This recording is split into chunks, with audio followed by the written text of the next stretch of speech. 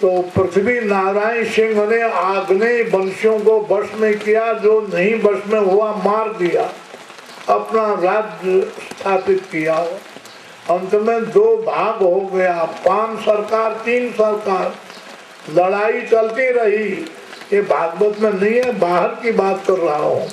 तो लड़ाई चलती रही, अंत में फिर और धीरे धीरे समय आया तो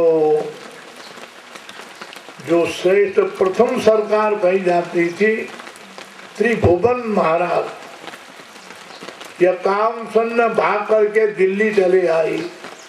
आपके भारत के हेडमास्टर साहब जी ने समझा बुझा करके काठमांडू भेज दिया। और ये जो बच्चा है आजकल जिसका नाम पापेंद्र है और 2.5 वर्ष के लगभग का, उसको राणा परिवार ने सिंहासन में बिठा दिया था। यहाँ से भारतीय विद्वानों ने जाकर के सुना, फिर त्रिभुवन साहब को राज्यासीन किया था। त्रिभुवन के पुत्र महेंद्र, त्रिभुवन पेरिस में जाके मर गए।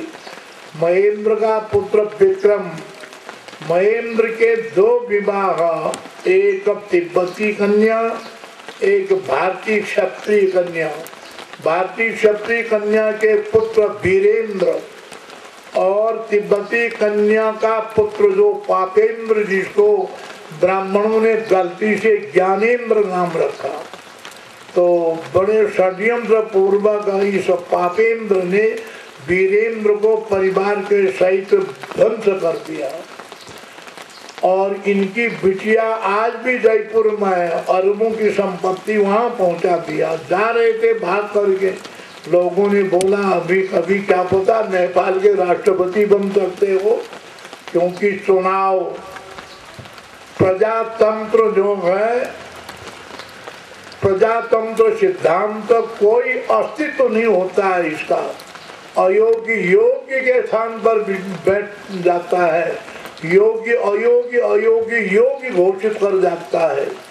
तो यह समय ऐसा, तो इसलिए कोई चयन करके अगर खरगोश को वनराज का पद दे दिया गया, एक गीदड़ को हरे लाल पीले रंग से रंग करके बड़े भारी ऊंचे आसन में बिठा दिया जाए और वन में लाखों जो वन्य जानवर पशु हैं, पक्षी हैं, सब ने वोट दे दिया कि आज से वन का राजा या गीदड़ बने। परम तो जब कभी कहीं से दूर से गर्जना करता हुआ सिंह अगर आ गया, सिंह की गर्जना सुन करके और रंगीला ऊंचे आसन में बैठा हुआ गीदड़ जमीन में गिर जाता है।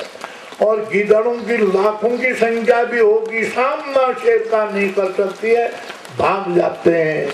स्वयं वोटिंग के द्वारा, जनमत के द्वारा सिंह को राजा किसी ने नहीं बनाया।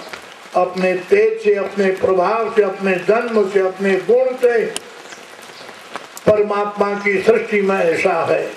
तो इस प्रकार से जो तो होते होते फिर वीरेंद्र का अंत, परिवार का अंत, एक परमात्मा की लीला है। आज पापेंद्र का स्वप्न भी नष्ट हो गया। तो जिसको और अपराध मार्ग में चल करके अभ्युदय दिखाई देता है, उसका पतन शीघ्र हो जाता है। कोई भी हो वह, चाहे स्वर्ग में रहने वाला हो, धरती में रहने वाला हो, चाहे ब्रह्मांड के किसी भी कोने में रहने वाला हो, चाहे वह देवता हो, दैत्य हो, दानव हो, मानव हो, जो अनीति पूर्वक, अमर्यादा पूर्वक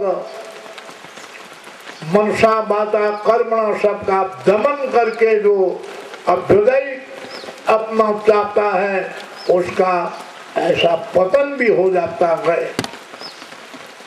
1603 सन में बनाई गई ब्रिटिश सरकार जर्मन के अंग्रेज 21 वर्ष के बालक को मृत्यु दंड सुनाया था। इतिहास कहता है जर्मनी अंग्रेज, भारत भाग गया तो स्कैंडिनेविया समुद्र के तट पर 10 वर्ष था या 30 वर्ष में उसने ऐसा नावों को लूट के या मांग करके धन संग्रह किया और 25,000 नवयुवकों के गिरोह को ला करके स्कॉटलैंड इंग्लैंड को जोड़ करके उसने ब्रिटिश सरकार की स्थापना की थी। 1603 में सर्वप्रथम धरती के अंदर अमेरिका में अन्न होता है और ब्राजील के खानों में पन्ना होता है। वहाँ पर 194 वर्ष पहले और अमेरिका की धरती के अंदर ब्रिटिश का शासन था। उसके बाद धीरे धीरे प्रथम स्वतंत्रता सेनानी वो वाशिंगटन कहा जाता है, उसके नाम पर आज भी शहर बना हुआ है। तब धीरे धीरे वह शासक यूरोप की ओर बढ़ता है, ऑस्ट्रेलिया, अफ्रीका की ओर, एशिया की ओर, सबको वश में किया और केवल एक रूस को वश में नहीं कर सका। आधी धरती यूरोप में, आधी धरती एशिया, वो सोवियत संघ कहा जाता है। जार सम्राट के वंश का अंत करने वाला जो मार्क्स कॉल सिद्धांत जो साम्यवाद कम्युनिस्ट कहा जाता है, उसके प्रथम अगुवा लेनिन का उत्तराधिकारी स्टालिन, स्टालिन का अधिकारी बुल्गारिन का उत्तराधिकारी जो दोनों भारत के अंदर आए थे, तराई भाबर तक खुर्चो साहब आए थे, लेकिन वो बुल्गारिन नहीं। उसके पश्चात होते होते और फिर जो शास्त्री के साथ संपर्क रखने वाली, उसके पश्चात उत्तराधिकारी का तो उस सोवियत संघ का पतन करने वाला, विघटित करने वाला, विनाश करने वाला गोर्बाचोव साहब है। तो इस प्रकार से उन्मादी व्यक्ति बड़े बड़े राष्ट्रों का विनाश कर लेता है। तो एक बंदी और सारे संसार के ऊपर उसके वंशधरों ने शासन किया। उसी को बाद में शाही खानदान कहा जाता है, जिसमें पंचम जात, षष्ठम जात इत्यादि, और जिसने ग्वाली में आपके पहाड़ के अंदर सेंटोरियम राजयक्षमा टीबी अस्पताल की स्थापना, एडवर्ड सम्राट। तो इस प्रकार से उसी शाही खानदान के अंदर थीबो जैसे, ग्रिफिथ जैसे विद्वान भी हुए, महान योगी भी हुए। कोई जाति हो, कोई मत हो, कोई पंथ हो, कोई संप्रदाय हो, सज्जन और दुर्जन सभी में होता है।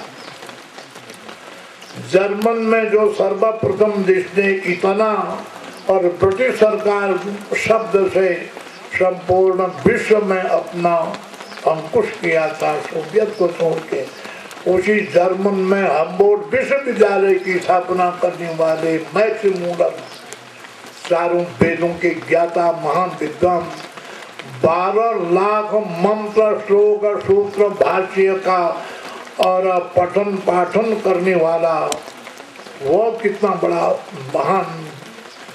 बाद में बैटिंग जैसे और मैकोले जैसे चतुर व्यक्तियों के चंगुल में फंस करके फिर कुछ उसकी बुद्धि में भी विपरीतता आ गई थी, फिर भी वह महान पुरुष हुआ। इस प्रकार से सभी समाजों में, सभी राष्ट्रों में, धरती के सभी कोनों में सज्जन और दुर्जन दोनों का जन्म होता है, परंतु सज्जन शांति स्थापित करता है, दुर्जन दुख देता है, दुख की वर्षा करता है। अच्छे बादल होते हैं, जल बरसाते हैं, अगर खतरनाक बादल होते हैं तो ओला बरसाते हैं, ओला फलों को नष्ट कर देता है, वृक्ष की डालियों को, पत्तों को और फसलों को, साग भाजी तमाम नष्ट कर देता है, बहुत प्राणियों को भी नष्ट कर देता है। इसलिए मानव को चाहिए, मानव की कृति उक्ति वृत्ति को चाहिए वह ओला नहीं बने, खेती की सिंचाई करने वाला जल बने। इसलिए मानव आज भी जल की कामना करता है, ओले की कामना नहीं करता है। मेरे घर में संतान हो परंतु दुर्जन न हो, सज्जन संतान हो, मातृद्रोही न हो, मातृभक्त हो, पितृद्रोही न हो, पितृभक्त हो, देशद्रोही न हो, जयचंद की तो देशद्रोही व्यक्ति न हो। पश्चिम भारत के राजा आम्भी जैसा देशद्रोही नहीं हो। सिकंदर को आमंत्रण करके भारत में बुलाने वाला आम्भी जैसा देशद्रोही भारत की धरती के अंदर कोई बालक बालिका न हो तो अच्छा है। और सोमनाथ मंदिर का शिवदर्शी महंत जैसा महमूद गजनवी का स्वागत करते हुए शुद्ध महान शक्तिशाली महाराजा और भीम चौहान को मरवाने वाला जो शिवदर्शी महंत है, ऐसे महंत भारत की धरती में होवे ही नहीं। अगर होवे तो कहीं वो नष्ट हो जाए। ऐसे विजय चंद का छोकरा जयचंद और शाहबुद्दीन गोरी को आमंत्रण देने वाला, ऐबक कुतुबुद्दीन को निमंत्रण देने वाला ऐसा संतान, ऐसा वंश भारत की धरती के अंदर न हो तो अच्छा है। इस प्रकार से और इंग्लैंड में जन्म लेने वाला ह्यूम जैसे अंग्रेज भारत का पक्षधर था। मीना अंग्रेज की बेटी, एनी बेसेंट अंग्रेज की बेटी, हाई लामन मैरी जो सरला जी, और कौशानी में आज 2-3-4 हजार बालिकाओं का जीवन चलता है। माँ पिता उनके जर्मन के थे, माता विलायत की थी। अंग्रेज उसको दुश्मन मानता था, परंतु वह भारत की एक माँ के रूप में जीवन भर यही रही, यही समाप्त हुई।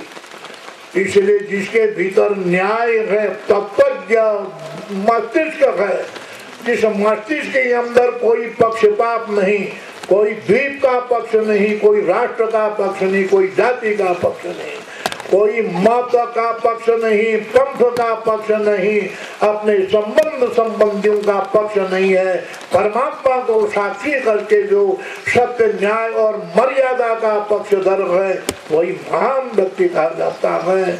इसलिए राष्ट्र धर्म का पालन करने वाला गृहस्थाश्रम जो माँ के पद पर जाती है, पिता के पद पर जाता है, उसको धरातल के अंदर जन्म लेकर के बाल्यावस्था से ही अपने विचारों को शुद्ध रखना होता है और अपने रहन सहन इत्यादि सब को शुद्ध रखना होता है। तब कर करके शुद्ध बीज से उत्पन्न होने वाली संतान यदि वह सम्राट होती है तो जगत का कल्याण करती है, अपने प्रजा का पोषण करती है, शोषण नहीं करती है। अशुद्ध बीज से उत्पन्न होने वाली संतान यदि शासक और सम्राट होती है, वह पोषण नहीं करके शोषण करती है।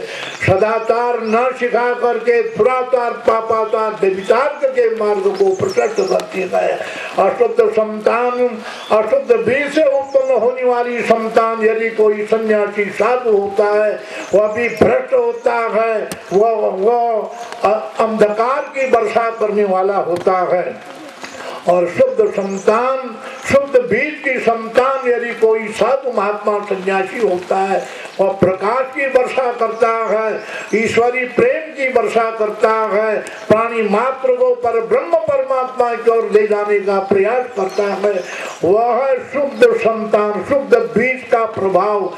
इसलिए जितने भी आज भारत के अंदर या धरती के अंदर जो बड़े बड़े महान सदाचारी और दूसरे की पीड़ा को और समझने वाले और सब प्रकार से और अपनी आत्मा के समान जैसे अपने शरीर को और मानव सुरक्षित रखता है, सभी प्राणियों की सुरक्षा हो, इस प्रकार की भावना वाले जगत के अंदर, धरती के अंदर कोई पैदा होते हैं, वही सज्जन प्रशंसनीय कहे जाते हैं, वही ऋषियों के समान कहे जाते हैं। इसलिए वह जगत को, सृष्टि को आत्मसात कर लेते हैं। वह छोटे मोटे बंधन संबंधों में जकड़े नहीं रहते हैं। पृथ्वी की क्या जाति है, जल की क्या जाति है, जल का कौन संप्रदाय है, सागर का कौन संप्रदाय है, अटलांटिक महासागर प्रशांत महासागर की कौन जाति है, प्रशांत कोई भी सागर हो, भागीरथी गंगा का जल भी उसमें मिलता है, कर्मनाशा का गंदा जल भी मिलता है। वो आपके दिल्ली के पंजाबी बाग से निकलने वाला गंदा गटर जिसमें हाथी भी डूब जाता है वह भी समुद्र में जाके मिलता है, परंतु समुद्र में जाके वो समुद्र में लवणाकार बन जाता है। कोई वैज्ञानिक यंत्र वहाँ ये नहीं पता लगा पाएगा इस समुद्र में मिला हुआ कौन कर्मनाशा का गंदा जल है, कौन गटरों का जल है और कौन भागीरथी का जल है, कौन झरना जल है, आदि आदि। तो लवणाकार सागराकार ऐसे ही पर ब्रह्म परमात्मा का आराधन करने वाला जीव समुदाय जो है, जिसके भीतर परमात्मा की प्रीति परमात्मा का संबंध है, वह समुद्र के समान अपवित्र को भी पवित्र कर देता है। इसलिए पवित्रता में वह शक्ति होती है, परमात्मा के संबंध में वह शक्ति है। इसलिए पद्म पुराण वर्णन करता है अपवित्र पवित्रो वा सर्वावस्थान गतोपि वा यह स्मरेत पुंडरीकाक्षं सबाह्याभ्यंतर सोति। उस पर ब्रह्म परमात्मा को याद करने वाला, उसको पुकारने वाला, उसकी शरण में जाने वाला चाहे कोई क्यों न हो वह शुद्ध हो जाता है, वह सज्जन कहा जाता है, वह कभी किसी को पीड़ा नहीं देता है। इस प्रकार से यही श्रीमद् भागवत ग्रंथ इत्यादि जो आर्ष साहित्य कहा जाता है, आर्ष साहित्य की शिक्षा ये भागवत महाभारत उपनिषद चारों वेद केवल भारत के लिए हो गया, जो अपने को हिंदू कहता है उसी के लिए, वो ऐसा नहीं है। न कोई धरती के अंदर हिंदू है, न मुसलमान है, न ईसाई है, न छोटा है न बड़ा है। ये तो सब मनुष्यों की एक कल्पना है, पर ब्रह्म परमात्मा सबका बीज है। भागवत सबके लिए, प्राणी मात्र के लिए, मनुष्य मात्र के लिए। प्राणी मात्र भले ही समझ नहीं सकता है, परंतु मनुष्य तो समझ सकता है। भागवत कोई भी, उस वेद को कोई भी, गीता को कोई भी, वेद के अंदर जो शिक्षा है, भागवत के अंदर जो शिक्षा है, महाभारत के अंदर जो शिक्षा है, उपनिषदों के अंदर जो शिक्षा है और भारत के आर्ष ग्रंथों के अंदर जो शिक्षा है वह मनुष्य मात्र के लिए है। कोई भी मनुष्य हो वह अपने जीवन का अभ्युदय कर सकता है। इस प्रकार से यह व्यापक जैसे आकाश है, आकाश से भी महान तत्व जो शास्त्रों का रस है, उस रस का पान करने वाला रसिका हो, भूमि रसिका भावों का उस रस को पान करने वाला ही पर ब्रह्म परमात्मा के पास और जाने की शक्ति और समझने की और शक्ति पाता है। इसीलिए ऋषि महर्षियों ने इन शास्त्रों का अनुवाद कथा क्या है, अनुवादित तो है कथा, कथनी तब तो परमात्मा है, उसका वर्णन करना ही कथा कहा जाता है। तो इस प्रकार भागीरथी गंगा के तट पर सुखदेव जी महाराजा परीक्षित को सुना रहे हैं भगवान कृष्ण के बाल लीलाओं का वर्णन किया जाता है। भगवान कृष्ण धीरे धीरे बंशी बजाते हुए अपने ग्वाल बालों के साथ गाय चराने के लिए जाते हैं। एक दिन बहुत ग्वाल बालों से घिरे भगवान, उधर से बहुत बालिकाओं से घिरी एक बालिका आ रही है। बालिकाओं ने उस राजकुमारी को एक छोड़ दिया चुपचाप और बालकों ने भी भगवान कृष्ण से हट करके दूर भाग गई। अचानक बालिका बालक के सामने आती है। बालिका ने कहा तुम कौन हो? तो बालिका श्री कृष्ण से 2 वर्ष बड़ी। बालिका कहती है तुम कौन हो? बालक ने कहा तुम कौन हो? बालिका कोई दूसरी नहीं थी, भगवती राधिका कीर्ति रानी की पुत्री वृषभानुनंदिनी आह्लादनी की थी, परमात्मा की महाशक्ति। तुम कौन हो? मैंने पहले पूछा है बोलो। तो श्री कृष्ण कहते हैं मैं अपनी मैया यशोदा का कान्हा हूं ना।